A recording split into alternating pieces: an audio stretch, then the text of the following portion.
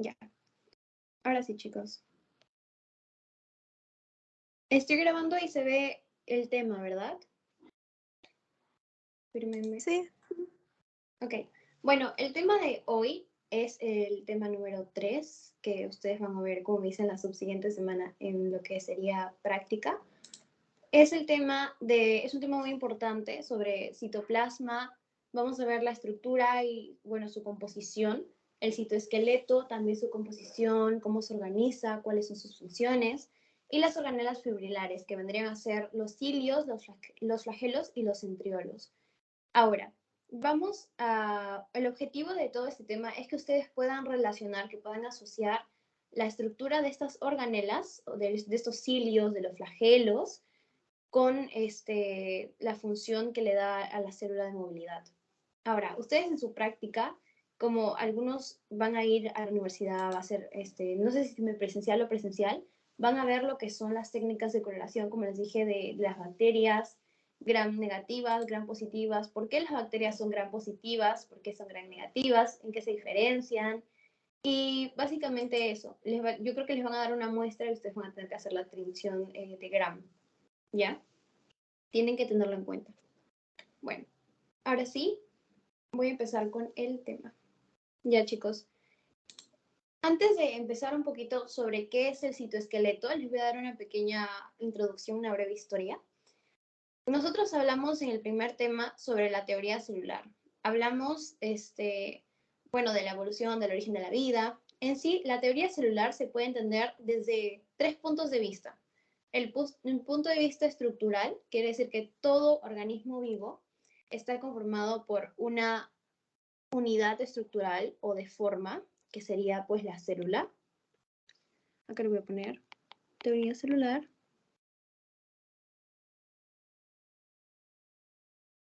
Ya, primero estructural, luego vamos a ver funcional, que sería que todo organismo vivo funciona desde una unidad biológica, que es la célula, y genético, que todo organismo vivo tiene una cantidad de información contenida en la célula. Entonces, estos 3 puntos de vista podemos reunirlos en uno solo. ¿Y qué quiere decir?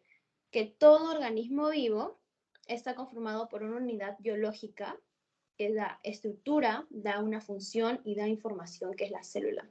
Porque la célula tiene toda la información, toda nuestra información, acuérdense, y función porque, o sea, sin la célula nosotros no podríamos funcionar, y es la estructura, ¿ok? Ya. Entonces, gracias a un experimento, descubrieron que había un elemento que sostenía a los núcleos en el centro. Entonces, esto llevó a la creencia de que el interior de la célula estaba conformada por fibras que sostenían a las organelas para que funcionen coordinadamente. Entonces, así nace la idea del citoesqueleto.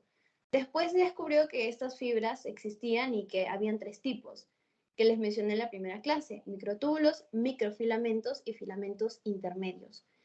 Ahora, los microtúbulos son las estructuras más gruesas. Los microfilamentos tienen apariencia de fideos cruzados, que generalmente están debajo de la misma membrana, y los filamentos intermedios se encargan de la unión. ¿Ok? Microtúbulos más gruesos. Microtúbulos son los más gruesos. Luego están los microfilamentos. Microfilamentos y los filamentos intermedios. Filamentos intermedios. Ahora, yo les hice una pregunta en el pretest de cuál era la más, no sé si lo puse en el pretest, pero es una pregunta que siempre se repite, chicos, y es de que cuál es la más delgada. Y eso lo voy a mencionar más adelante, pero en sí son los microfilamentos, o sea, de las fibras que tiene el citoesqueleto, las más delgadas son los microfilamentos. Más delgadas. No sé si les vendrá en el examen, pero eso es una pregunta clásica que siempre ponen en el pasito de seminario. Luego, quiero decirles que estas estructuras, o sea, microtúbulos, microfilamentos, filamentos intermedios, se dieron a conocer ¿cuándo? En 1970. En los años 70. por Porter, Buckley y Wolfswick. Entonces ellos lo llamaron citoesqueleto y van a definirlo como un retículo microtrabecular que podía ser visto en el microscopio electrónico de alta aceleración con una técnica que se llama la técnica de secado a punto crítico. Ahora, ¿qué era? Era un retículo que tenía trabéculas muy finitas que lo que hacían era sostener las organelas citoplasmáticas, como cuáles, como las mitocondrias, retículo endoplasmático, polisomas. Entonces, le decían un retículo de finas trabéculas porque son fibras que estaban dentro de la célula a manera de res, o sea, fibras muy delgaditas que iban a través de la célula. Entonces, le decimos que este citoesqueleto es una estructura dinámica y que cambia constantemente. Siempre está cambiando el citoesqueleto. Es muy, muy, muy, muy, muy dinámico. Y vemos que también lo que hacía era responder, lo que hace es responder a cambios de la forma de la célula, cambios morfológicos y cambios en la función de la célula, o sea, cambios fisiológicos. En los primeros intentos para ver esta proteína se trató de colorearlas con colorantes de proteínas y se fracasaron porque toda la célula se coloreaba. Entonces, esto es más que todo coloración, pero después se pudieron aislar estas proteínas por separado y así lo que hicieron fue inyectarlas en los ratones y colectar anticuerpos para cada una de ellas. Entonces, estos anticuerpos reaccionan con determinados colorantes y cuando eran iluminados con luz ultravioleta brillaban. Entonces, la fluoresceína tenía un color verde, que vamos a verla más adelante. La cumarina era amarilla y la rhodamina roja. Entonces, una vez que se tuvieron estos anticuerpos, fueron puestos sobre tejidos y se observaron en el microscopio que las fibras verdes eran los microtúbulos. Eran fibras verdes. Porque la fluoresceína conjugada con anticuerpos antitubulina o proteína de microtúbulos. Por eso. Ya. Microtúbulos son fibras verdes. Las fibras rojas son los anticuerpos conjugados con rodamida y las fibras amarillas son los anticuerpos contra proteínas de filamentos intermedios. Amarillas. Ya, y el núcleo no se coloreaba, por cierto. Ya, una vez que hemos dado esta breve historia del citoesqueleto, ¿de qué se encarga pues el citoesqueleto? El citoesqueleto forma más que todo las células, eso es acá. El citoesqueleto se encarga de formar las células y de organelos locomotores como cilios y flagelos. Mantiene la posición de las organelas, ¿ya? Mantiene esta posición y es una pista a la vez para que se muevan las organelas. O sea, las mantienen ahí puestas y les dan un espacio para que se puedan movilizar a través de la célula. Y no solamente las organelas, sino los cromosomas y otras estructuras. Ya, los cromosomas son muy importantes. Eso lo van a ver en embriología, del uso cromático, mitosis, todo eso, chicos. Así que tienen que aprender esta parte muy, muy bien, porque después lo van a ver. También lo que hace va a ser generar el movimiento celular, porque al poder desplazarse, las organelas se van a ir moviendo. Ahora, este citoesqueleto forma parte de organelos locomotores como cilios y flagelos, que vamos a ver al final. Estos tienen el citoesqueleto y forma sitios para fijar el ARN mensajero, que lo vamos a ver también un poquito más adelante en 2 temas, me parece, o es para el final, pero lo vamos a ver en uno de los temas. Interviene en la transmisión de señales del ambiente extracelular al interior de la célula. Extracelular al interior de la célula. El citoesqueleto se constituye, como hemos dicho, de microtúbulos, microfilamentos y filamentos intermedios. Y ya les dije cuáles eran los más delgados. Los más delgados y los más gruesos. En este caso, mejor lo pongo acá. Los microtúbulos son los más gruesos y los microfilamentos son los más delgados. Más gruesos y los sí, más delgados. ¿Ok? Ya. Chicos, hasta aquí todo claro para empezar sobre los microtúbulos. ¿Me entendieron la historia?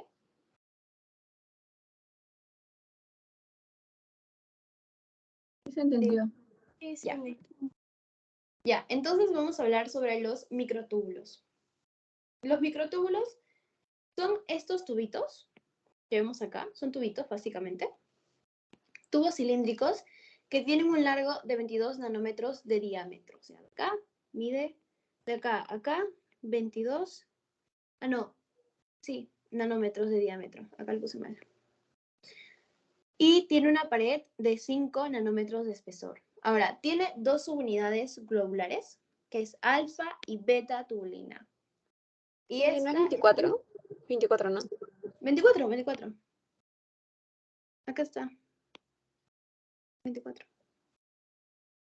24 nanómetros de diámetro. Y la pared de 5 nanómetros del espesor. Bueno, acá no se ve muy bien. 24, pero hay literaturas que dicen que es 25, así que 24, 25. Pero en la teoría me parece que le dicen que es 24. Igual es mucha la diferencia.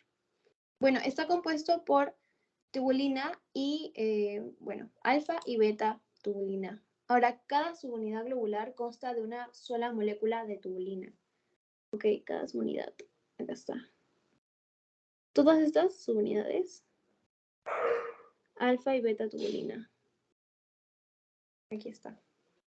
Y cada protofilamento presenta una estructura simétrica con alfa tubulina en un extremo y con beta tubulina. Este es el protofilamento.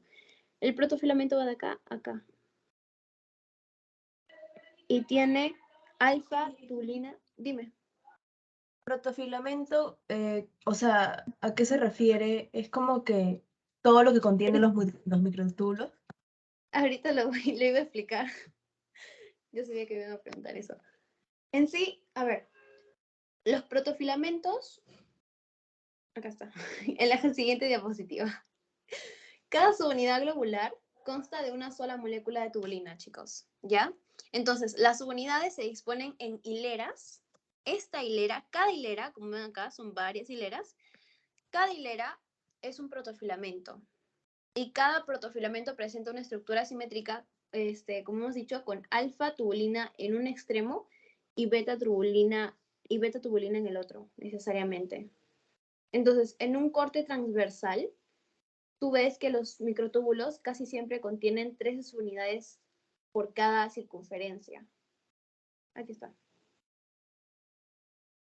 Este es el protofilamento. ¿Ok? Beta tubulina, alfa tubulina. Y si están los dos, es un dímero de tubulina. Dímero. Tiene beta y tiene alfa. ¿Ya? Y todo esto sería el protofilamento. Tiene un extremo positivo y un extremo negativo. Ahora sí quedó claro.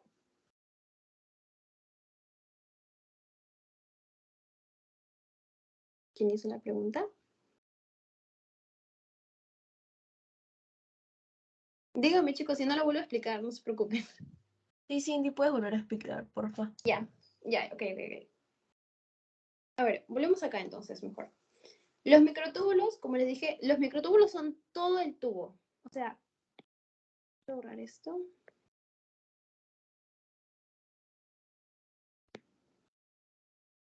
Ahora sí. Ya. Todo el tubo es el microtúbulo. Todo. Y tiene de diámetro, o sea, de acá a acá, de 24 a 25 nanómetros. Ese es el diámetro. Pero la pared, o sea, esto de acá, este espacio, debe ser zoom. Bueno, no se hace mucho zoom, pero el espacio de acá, de la pared, es de 5 nanómetros. 5 nanómetros de espesor. Y cada microtúbulo tiene dos unidades, que está alfa y beta tubulina. Y cada subunidad consta de una sola molécula de tubulina. Ya, este es, como hemos dicho acá, ahí se salió, ya. Este hemos dicho acá que es un dímero de tubulina. Acá está. Este sería un dímero. Dímero de tubulina. ¿Por qué es un dímero? Porque tiene alfa y tiene beta y están juntos. Ya. Ahora, estas subunidades de alfa y beta se disponen en hileras. Acá ven una hilera. Una hilera de alfa y beta tubulina. Ya, alfa en este caso son las más verde claro y beta son las verde oscuro. Y ven que acá tiene al inicio beta tubulina, pero acá no termina con beta, termina con alfa tubulina. Y es lo que te dice, que esta hilera es un protofilamento, ¿ya? Entonces, porque cada subunidad, alfa y beta, se ponen en hileras, y esas hileras, esas filitas, son protofilamentos, que están alineados al eje mayor del microtúbulo. Y cada protofilamento tiene una estructura con alfa tubulina en un extremo y beta tubulina. Y acá lo comprobamos, porque acá vemos que en este extremo es alfa tubulina y en este otro es beta tubulina. Acá es igual. Beta tubulina acá y alfa tubulina acá, en este caso. Esto siempre se cumple, ¿ok? Siempre va a tener un extremo alfa y un extremo beta. Ahora, Sí. Dime. A ver, ¿cómo se llamaba solamente una bolita? Porque ambas, el grupo se llama tubulina, pero ¿cómo se llama solo una? No, a ver, la bolita es la subunidad globular, alfa y beta de tubulina. En este caso, la bolita verde oscuro es beta tubulina y la bolita alfa, y la bolita verde claro es la alfa tubulina. Y cada subunidad tiene una molécula de tubulina. Ah, ya, ok. Y los dos son dímeros, porque están juntitos. Entonces, los protofilamentos, vemos que sus unidades igual son en hileras, como hemos mencionado, y cada uno tiene alfa y beta. Eso siempre se cumple. Y acá se ve bien clarito. Es una hilera que tiene acá beta tubulina y alfa tubulina. Ya. ¿Ahí quedó claro o lo vuelvo a explicar? ¿O les doy más ejemplos? Ya está claro. Ya, perfecto. Entonces vamos a pasar a la función de los microtúbulos. ¿Para qué los hemos estudiado a estos tubitos? Porque estos tubitos, estos microtúbulos, son una especie de andamio para determinar la forma de la célula. ¿Ok? Son pistas para que se muevan las organelas y vesículas. Porque si no fuera por los microtúbulos, las organelas, mitocondrias, no se podrían mover. En cambio, gracias a esto sí.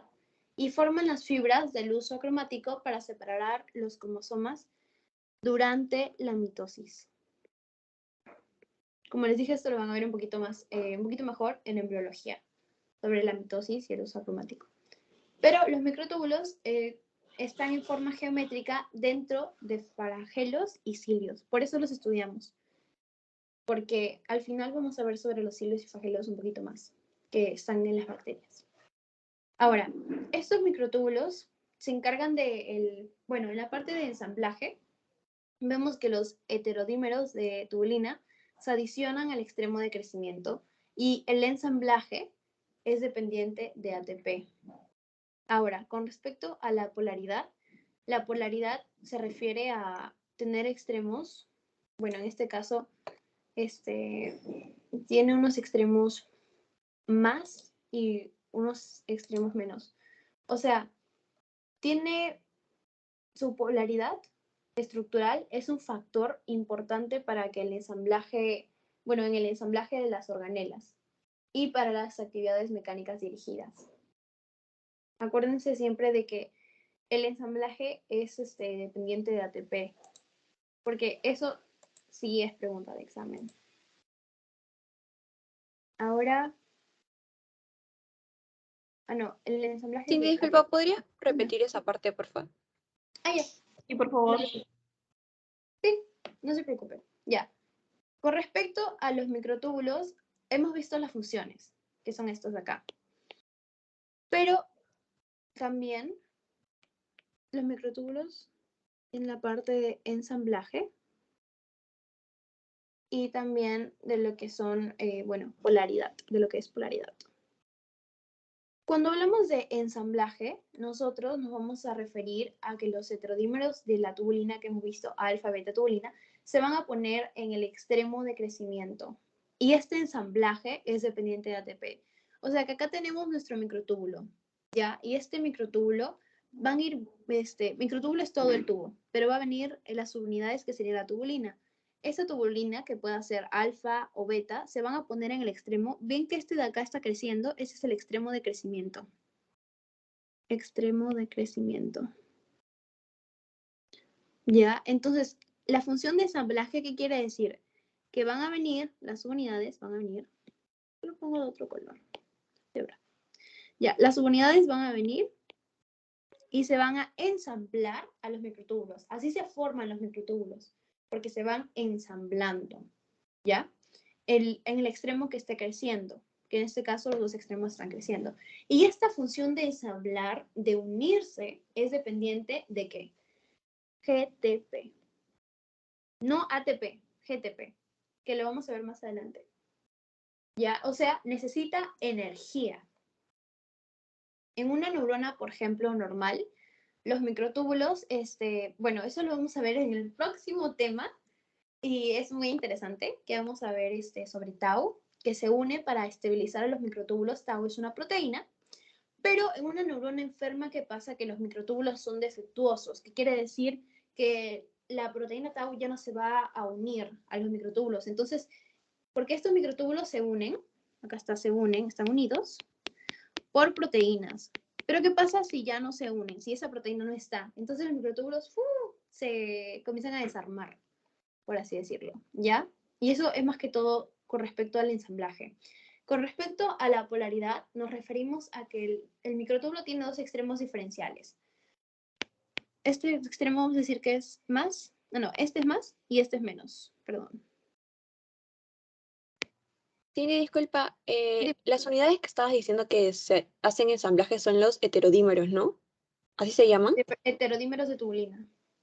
Ah, ok, entonces esos se van juntando en un lado y se van rompiendo en el otro, ¿cierto? Exacto. No, se van juntando para ensamblarse, para que el microtúbulo vaya creciendo. En el lado, en el extremo de crecimiento se unen. Ajá, y en el otro lado, Ajá. ¿qué pasa? Porque yo había anotado de que el túbulo crece en un extremo, que es el que estás mencionando, y en el otro se destruye. Entonces, Claro, por un lado va creciendo y por el otro, como les decía, las proteínas ya no los van a unir, entonces se van a ir desapareciendo, no desapareciendo, pero se van a ir desuniendo, o sea, se van a separar, se van a ir separando. Eso es básicamente. Con respecto a la polaridad, vemos que, como les he mencionado, hay un extremo que es más y otro extremo que es menos. Y la polaridad estructural de los microtúbulos es importante para el ensamblaje de las organelas y para las actividades mecánicas dirigidas. O sea, que esto pueda estar ensamblado le va a permitir a las organelas poder realizar todas sus funciones en sí. Y como les mencioné, más que todo en las neuronas, es muy, muy, muy importante que esté polarizado, que los microtúbulos tengan esa propiedad de polarización y que tengan también la propiedad del ensamblaje. Cindy, Dime. eso, o sea, sí sé que por un lado es el extremo más y el otro menos, entonces se está destruyendo por un lado, pero entonces, como no hay como un anclaje, entonces como que los microtúbulos estarían flotando o algo así, porque se están destruyendo por un lado y por el otro construyendo. Es que los microtúbulos se hacen y se deshacen, por así decirlo, es como que por el extremo de crecimiento, por ese extremo, solo por ese extremo se van a unir los heterodímeros. Y por ese extremo va a ir creciendo. ¿Por qué? Porque por el otro extremo va a ir separándose. Y los heterodímeros son los que tienen la propiedad del ensamblaje. O sea, todo esto está ensamblado. Ya, y poco a poco se va a ir saliendo, poco a poco se va a ir saliendo. Y por eso tiene que ir entrando. Porque va entrando y va saliendo. Eso es más que todo eso. Cindy, Claro, y pero Las proteínas que estabas diciendo que ayudan a que se vuelvan a unir, eso ocurre en el lado que se destruye, ¿no? O los heterodímeros. No, los heterodímeros ya son estas bolitas. Las proteínas van a mantener a las bolitas unidas. En este caso yo les he mencionado las proteínas de Tau, que es una aplicación clínica, porque estas proteínas de Tau en una neurona normal van a mantener al microtúbulo estable, para que ya no se, o sea, ese microtúbulo ven que se está separando, hay bastantes heterodímeros. En cambio, vamos a ver que con esta proteína ya no va a salir, no van a salir tantos, va a salir uno, dos, se va a mantener ensamblado. Ahora sí, ¿quedó claro? Lo repito. Díganme, chicos. Chicas.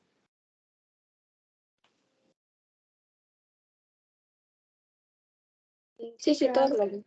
Ok. Ya. Quiero que se aprendan y que recuerden mucho, porque esto lo vamos a ver en la próxima clase. Y la próxima clase voy a hacer una pregunta. Quien la responda sobre estas proteínas de Tau. Voy a buscar. Creo que tengo una de grabada del parcial de biología. Y se la voy a pasar a la persona que me responda sobre la pregunta que voy a hacer de estas proteínas de Tau. ¿Ok? Así que atentos con eso. Ya. Ahora vamos a ver sobre las proteínas relacionadas a los microtúbulos, que es lo que estamos viendo. ¿Se encuentran en dónde? En el tejido cerebral. Les mencioné de las neuronas. Ahora, las proteínas relacionadas a microtúbulos, en este cuadro, se encuentran en varias células. Y frecuentemente estas proteínas tienen una porción globular o una cabeza que se fija al lado del microtúbulo y una porción filamentosa o cola que se extiende hacia afuera a partir de la superficie del microtúbulo. Vemos acá. En este caso, esta es la proteína relacionada al microtúbulo 2. Y vamos a ver que se está uniendo. ¿Ok? La porción globular se fija al lado del microtúbulo y la filamentosa se extiende hacia afuera a partir de la superficie. ¿Y para qué sirven estas proteínas? Sirven para interconectar los microtúbulos, formando heces visibles. En este caso, esta sería la parte ensamblada del microtúbulo. ¿Ya? Y gracias a estas proteínas se va a mantener así, ensamblado. Entonces, hacen que este microtúbulo, si está unido, si está ensamblado, ¿cómo va a ser? Va a ser más estable, más estable. Y eso es lo que se quiere. Las neuronas necesitan que estos microtúbulos sean estables. ¿Y qué pasa si no hay estas proteínas? Se va a alterar la rigidez y va a influir en la velocidad del ensamblado de los microtúbulos. O sea, ya no va a estar tan ensamblado. Esto ya no se va a ir uniendo, pero se va a desaparecer más, va a salir más. Y su actividad está controlada por fosforilaciones, desfosforilaciones de las proteinquinasas en un aminoácido particular. ¿Ok? Ya. Motores moleculares. Cuando hablamos sobre los motores moleculares, vemos que son proteínas. ¿Ok? Son proteínas que operan en coordinación con el citoesqueleto. Ahora, son transductores mecanoquímicos. ¿Eso qué quiere decir? Que convierten la energía química o ATP en energía mecánica para desplazar cargas celulares fijas al motor. Esto es pregunta de examen. Bueno, vino en un examen pasado, me parece. Así que ténganlo presente. ¿Qué quiere decir? Transductores mecanoquímicos transductores, van a convertir la energía química ATP en energía mecánica. Y esto con el objetivo de desplazar las cargas celulares que están fijas al motor. Ahora, vamos a ver acá miosina. La miosina es muy famosa y la van a ver en histología, me parece también. Se desplaza a lo largo de los microfilamentos. Microfilamentos. Después, algo muy importante son las quinesinas. Acuérdense, miosinas, quinesinas y dineínas. En este caso, las quinesinas, las quinesinas se mueven a lo largo, ya no va a ser de los microfilamentos, sino de los microtúbulos. Y están constituidas por dos cadenas pesadas que se entrelazan en la región del tallo. Y tienen una cabeza que es generadora de fuerzas que se unen al microtúbulo, esta cabeza de acá. Y la cola está unida a la carga que transporta. Eso siempre. Ahora, es una familia de proteínas. Los dominios motores o cabezas, estas acá, tienen secuencias semejantes y se desplazan por los microtúbulos. ¿Ok? Y las colas tienen una secuencia diferente con respecto a la carga que van a transportar. Varían de acuerdo a la carga. Las colas no tienen cargas iguales. Colas diferentes. ¿Ok? Ahora, estas quinesinas, hemos dicho que los microtúbulos tienen un extremo que es positivo, un extremo más y un extremo menos. Ya, las quinesinas se van a transportar hacia el extremo más. Y en las neuronas, los extremos positivos de los microtúbulos se dirigen hacia las terminales sinápticas. O sea, terminales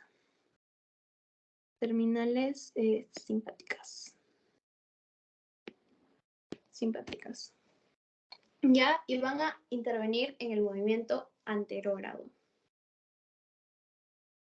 Eso lo vamos a ver después. Anterógrado. Ya. Y con respecto a las dineínas son responsables del movimiento de flagelos y de cilios. Ahora, esta proteína es enorme porque tiene de 9 a 10 cabezas grandes, globulares y generadores de fuerza igual que las quinesinas. Y se mueven ya no hacia el extremo menos, ya no hacia el extremo más, perdón, sino hacia el extremo menos del microtúbulo. Y realizan si las quinesinas tienen un movimiento anterógrado, las dineínas tienen un movimiento retrógrado. Vamos a ver después los tipos de movimiento. Ahora, las dineínas son generadores de fuerza para el movimiento del cromosoma durante la mitosis. Acuérdense mucho de eso. Cindy, Dime. el movimiento anterógrado es cuando se va al extremo positivo, ¿no? Y el retrógrado al Hacia el negativo. extremo negativo de los microtúbulos. Okay. Y por ahí dice que las miosinas, ¿cómo lo relacionaste con microfilamentos? ¿No están en los microtúbulos o no? No me perdí ahí. No. Las miosinas se desplazan a lo largo de los microfilamentos. ¿Ok? Siempre. Y los que se desplazan por los microtúbulos son las quinesinas. Siempre. Los microtúbulos relacionados con las quinesinas. Las dineínas también se mueven a lo largo de los microtúbulos. Las dineínas y las quinesinas también. Pero las miosinas no. Las miosinas son microfilamentos. Siempre. ¿Qué dijiste ahorita que las dineínas también se mueven a lo largo de los microtúbulos? Sí. Y dijiste que también eran responsables del movimiento de los cilios, ¿no? Cilios y flagelos. Ya, gracias. Dineínas, cilios y flagelos, movimiento retrógrado hacia el lado negativo. Y también de las dineínas, ¿dónde van a estar las dineínas? En células nerviosas. ¿Ya? Cilios y flagelos hacen que se muevan. Es una proteína enorme porque tiene de 9 a 10 cabezas grandes. Y como ya me dijimos, extremo negativo, retrógrado, extremo positivo, anterógrado, quinesinas. Y la dineína, su importancia es la mitosis, que genera fuerza para el movimiento del cromosoma durante la mitosis. ¿Hasta acá todo claro de estas proteínas? Para pasar a microfilamentos. Díganme si no lo repito, alguna duda.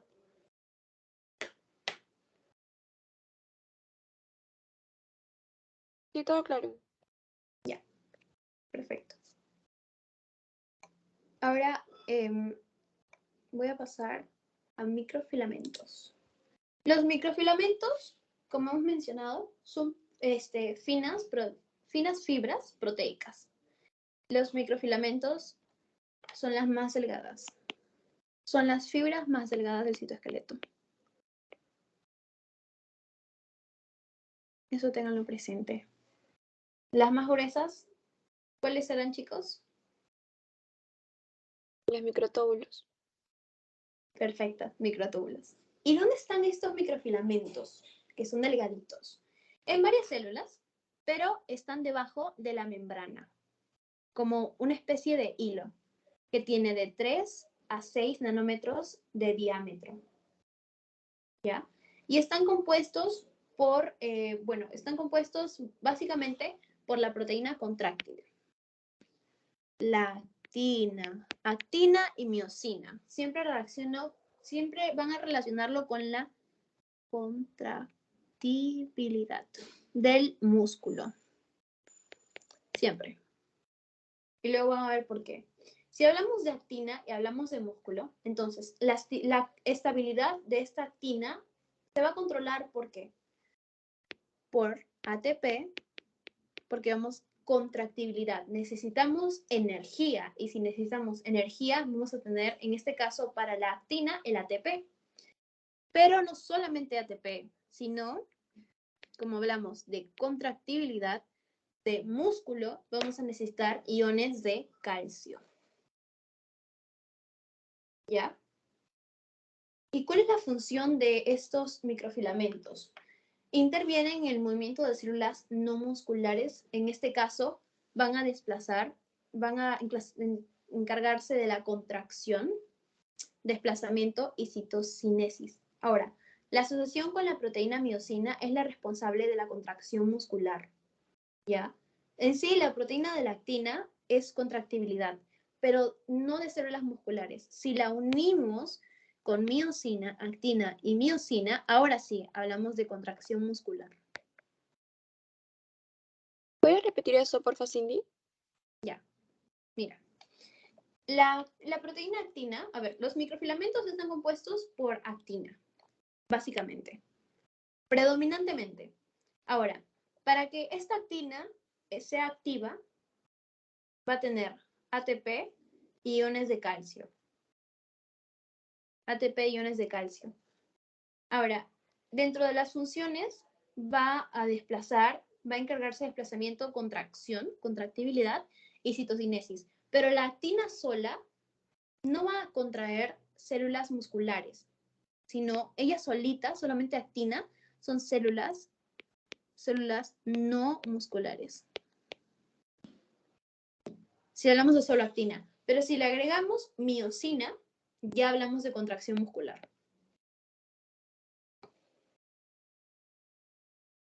¿Hasta ahí todo claro, chicos?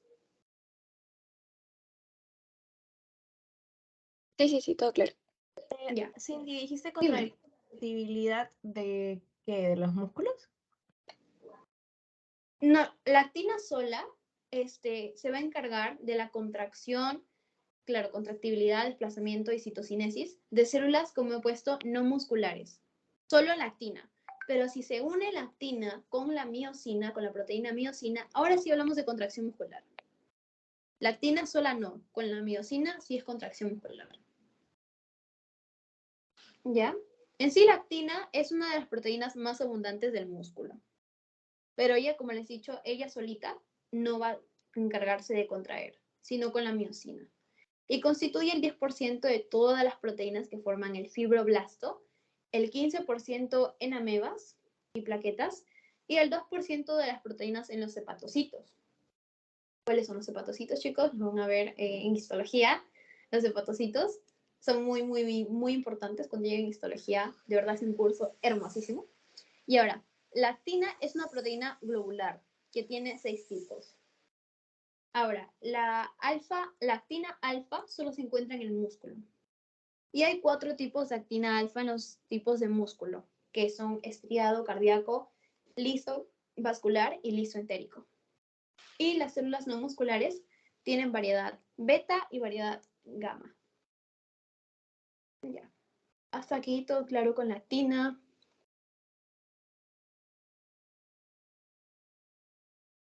Lo repito. Cindy, en la clase nos mostraron, tipo en la parte de microfilamentos, como que un montón de, aparte de la actina, también la profilina y como 12 más, creo. Esos también son necesarios, o sea, pueden venir o predominantemente es la actina. Justo iba a explicar sobre en los microbios histerocilios hay proteínas relacionadas que son las que me mencionas. Profilina, timosina, filamina, tropomiosina, actina alfa, todo eso. Pero primero expliqué lo que es actina. Ya, acá está. Pero, o sea, ¿sí entendieron esa parte de actina? Porque es lo que quiero. Ahorita voy a explicar las demás, pero quiero que me entiendan la parte de actina. ¿Está Sí, todo sí. claro? Ya, Ujú. ok. Entonces, hemos visto que, como les acabo de mencionar, en los microbios histerocilios hay proteínas relacionadas. Además de la actina, ¿ya? Hay proteínas asociadas a lectina. ¿Ok? Proteínas asociadas a la actina. Estas proteínas asociadas a la actina, que me acaban de mencionar, son la profilina, no lo puse, la timosina, la filamina, la tropomiosina, la actina alfa, y no me alcanzo espacio, voy a poner un costadito, la fimbrina, la fodrina y la fascina.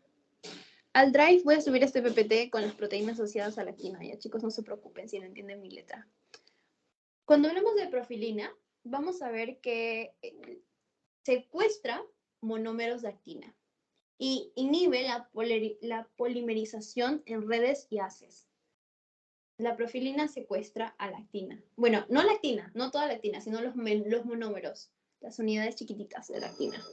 La timosina tiene una acción similar a la profilina, ¿ya? O sea, es una acción similar que, como hemos dicho, la profilina secuestra estos monómeros. Cuando hablamos de filamina, forma. ¿Qué forma? Redes o mallas de qué? Filamina, filamentos. Forma redes o mallas de filamentos. Tropomiosina. No forma redes ni mallas, forma haces de filamentos. La actina alfa lo que va a hacer es enlazar filamentos de actina formando haces contráctiles. ¿Ok? La actina alfa es un tipo de actina. La fimbrina une por puentes filamentos de actina, formando haces contráctiles igual. La fodrina une haces de filamentos de actina, similar a espectrina en microvellosidades. Ahora, la fascina une por puentes los haces de filamentos de actina. Y, por ejemplo, ¿esto en dónde? En los huevos de erizo de mar. Y también, no he puesto una porque, no he puesto algunas, porque no me alcanzó espacio, pero está la espectrina, la gelsolina, la fragmina y la bilina. Ah, la miosina 1 y la miosina 2 también. Cuando hablamos de espectrina, ¿a qué nos referimos? De que va a unir los filamentos de actina a la membrana plasmática. ¿En dónde? En eritrocitos. Eritrocitos, glóbulos rojos. Eso también lo van a ver en histología. La gelsolina fragmenta filamentos de actina. La fragmina, como dice, fragmenta filamentos de actina. Por ejemplo, en el modo de fango igual. La bilina, referido a las microvellosidades, cuando hablamos de una baja concentración de calcio, vamos a ver que se van a formar filamentos de actina, pero cuando hay alta concentración del calcio, la bilina va a fragmentar los filamentos de actina. ¿Ok? Mejor lo pongo acá. La bilina en las microvellosidades, cuando hay baja concentración de calcio, vamos a ver que van a haber filamentos de actina, los va a formar, ¿ya? Pero cuando hay alta concentración de calcio, ion de calcio, ¿ya? Ya no lo va a formar, sino va a fragmentar. va a fragmentar a la actina. La miosina 1 o la mini miosina va a unir los filamentos de actina a membranas o a otros filamentos y interviene en los desplazamientos de los filamentos o de las membranas. Ahora, la miosina 1 no polimeriza en filamentos. La miosina 2 o miosina no muscular, como la molécula de miosina de células musculares sin polimerizar en filamentos gruesos, sino en delgados o en moléculas bipolares. Ahora, las placas de fijación de estos filamentos de actina son los mismos componentes que en las células musculares. Ahora, esto depende de la localización, siempre. Cindy, disculpa, Dime. la actina, o sea, tiene todas esas proteínas, pero ¿para qué? ¿Para qué se asocian con la actina? A ver, estas proteínas son asociadas a la actina. O sea, por ejemplo, ¿para qué se asocian? La profilina va a secuestrar los monómeros de la actina. ¿Para qué se asocian con la actina? En este caso, la fibrina va a unir por puentes los filamentos de la actina. Ahí van a ver que se asocia. También a la fodrina, que une haces de filamentos de actina. Y luego vemos la espectrina, que va a unir filamentos de actina a la membrana plasmática. ¿Ya? Y sí, ajá. ¿Y en qué se diferencia la profilina con la timosina? ¿O hacen lo mismo? La profilina. Sí, con la timosina. No, no es lo mismo, pero es similar. O sea, hacen la misma función, pero tienen diferentes nombres nomás. Hacen la misma función, pero en diferentes tipos de célula. Ok, gracias. Ajá. Ya. Ahora sí. Antes de explicar más que todo lo que es centrosoma, quería darles una pequeña introducción de los filamentos intermedios. ¿Ok? Físico, centrosoma, axonema, cilos y facelos. Lo voy a poner acá.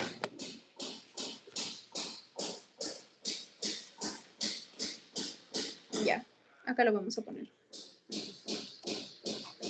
Filamentos intermedios.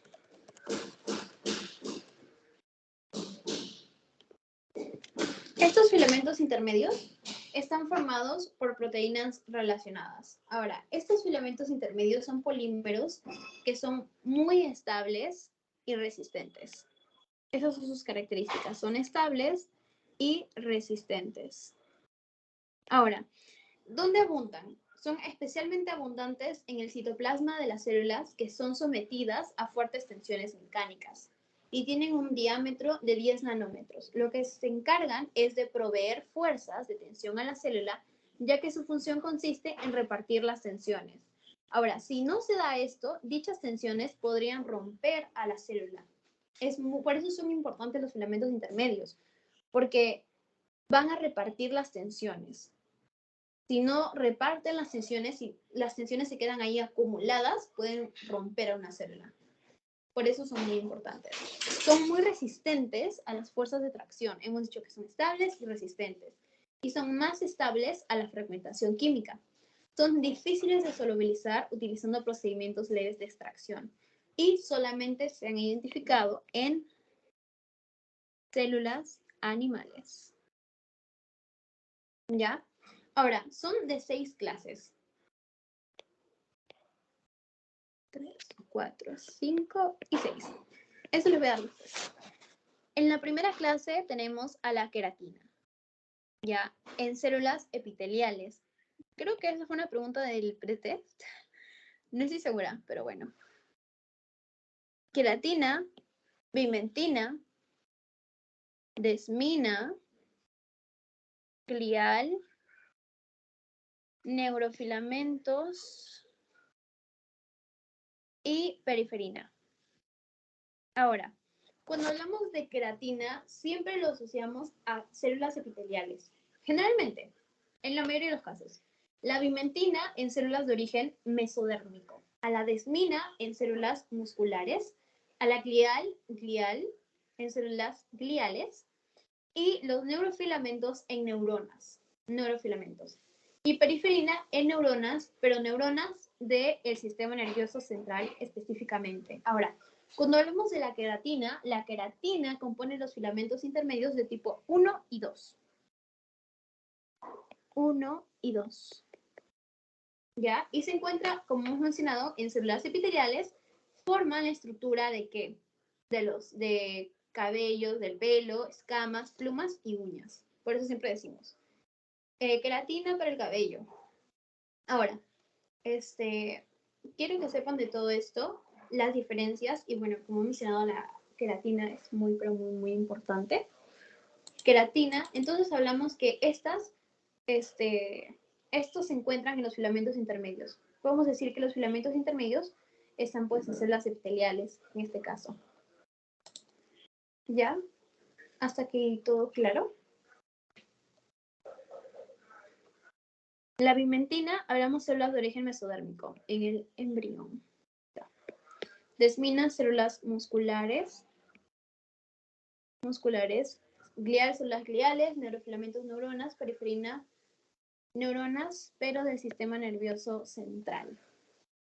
Ahora, hay drogas que son inhibidoras de la polimerización de la tubulina. ¿Ya?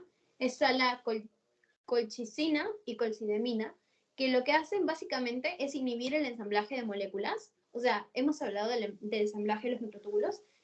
El ensamblar quiere decir unir. Entonces, ya no va a estar unido. Va a estar separado.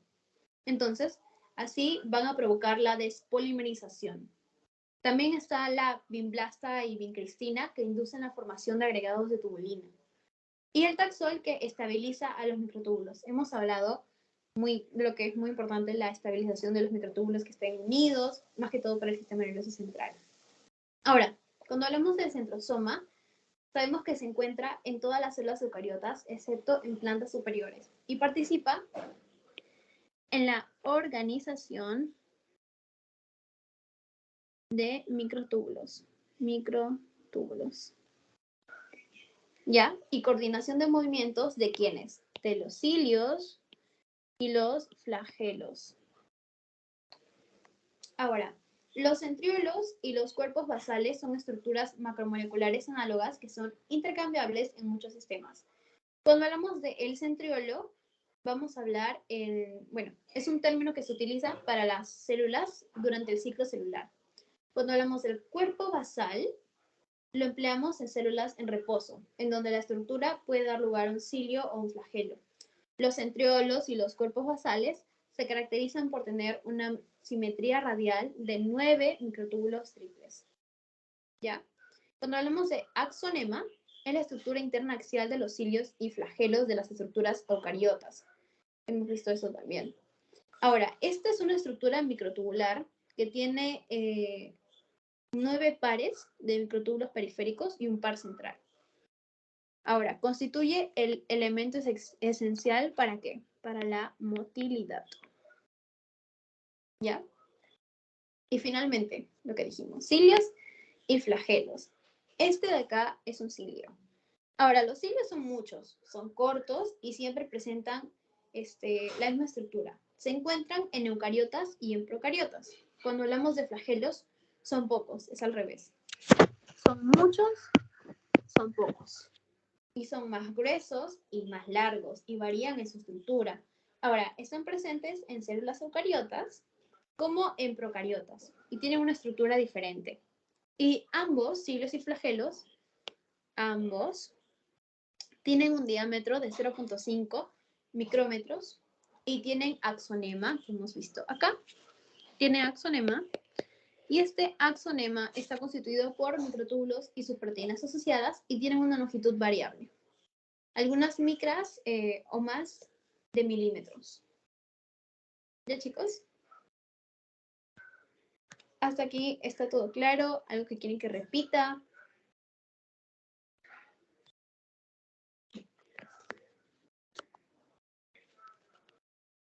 ¿Chicos? ¿Chicos están ahí? Cindy, no entendí que era centrosoma. Ya, lo repito. No te preocupes. Ya. Cuando hablamos del centrosoma, vemos que está en todas las células eucariotas. ¿Y de qué se encarga este centrosoma? De organizar a los microtúbulos. Y los vemos acá, los microtúbulos. Ahí. Acá está. Ya. Entonces, estos microtúbulos, como hemos hablado, se encuentran unidos gracias a las proteínas tau, en este caso en las neuronas, ¿ya? Pero en otro tipo de neuronas van a organizarse por los centrosomas. Los centrosomas van a organizar los microtúbulos. O sea, los microtúbulos tienen como acá circulitos. Ya, estos circulitos se unen, ¿cierto o no? Ya, por proteínas. Pero la estructura es el centrosoma. ¿Ya? Y esta organización, para que todo se pueda... Esta organización lo que va a hacer es que el microtúbulo pueda dar movimiento a los cilios y a los flagelos. Es básicamente eso.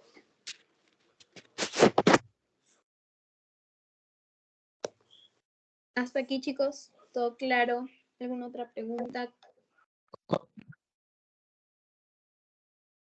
Para mandar el link del post-test.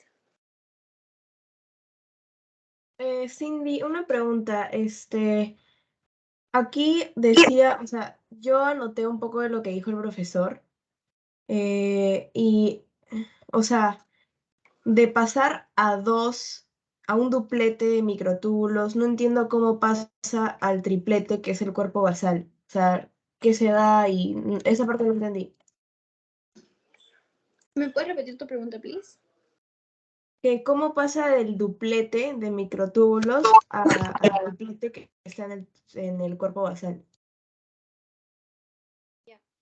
Del duplete de microtúbulos pasa al cuerpo basal, más que todo por proteínas. ¿Sí, chicos? Ya, o sea, pero el axonema de los microtúbulos tiene algo que ver con esa formación, porque algo así dijo el profesor, y no entendí. Claro, el axonema.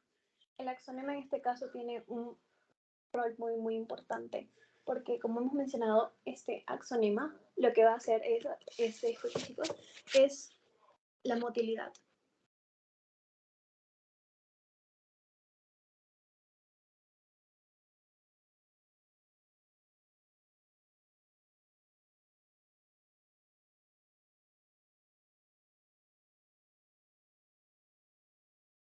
¿Tienen alguna pregunta más, chicos, para mandarles el link del post-test, please? Por mi parte, todo claro, Cindy. Gracias. Todo claro. Ok, ahorita se los voy a pasar.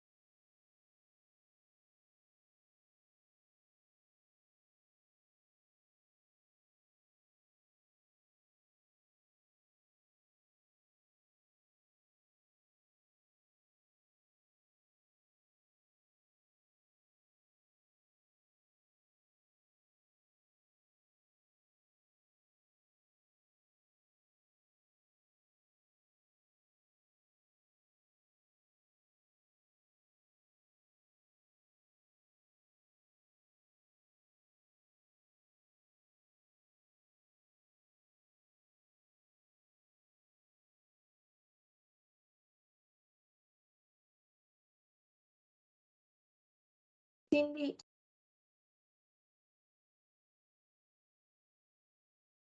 Dime. Ahorita estoy el mandando cuerpo, el podcast. eh, Dime tu pregunta. hay una parte en donde el profesor dice que a la altura de la membrana el cuerpo basal se convierte en el cilio o el flagelo y que el triplete se convierte en duplete. ¿Por qué? O Sí. sea, Claro. A ver. El microtúbulo hemos hablado de la estructura basal. ¿ya? Esta estructura basal tiene, como has dicho, dupletes y tripletes. Bueno, tiene dupletes, más que todo. Tiene dupletes. Ahora, para que sea, se convierta en un cilio, los cilios como, son partes, en este caso, de las bacterias. Y eso lo van a ver en, no sé si es clase práctica, pero en este caso los flagelos cilios, los flagelos, son como la colita que tienen las bacterias, ¿ya? Para que se conviertan en esas colitas, va a pasar un proceso.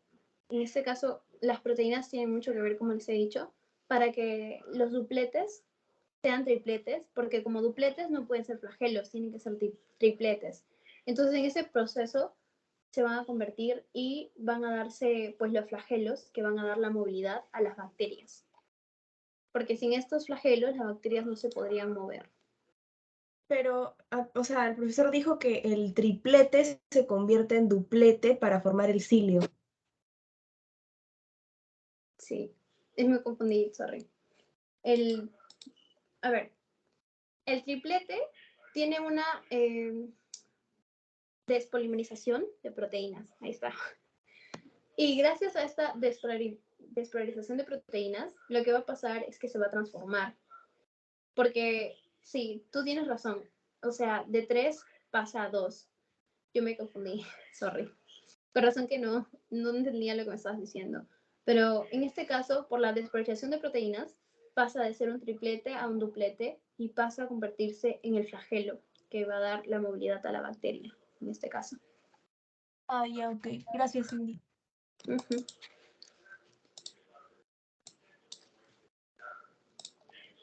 Ya, chicos, acá está. Les voy a enviar el link.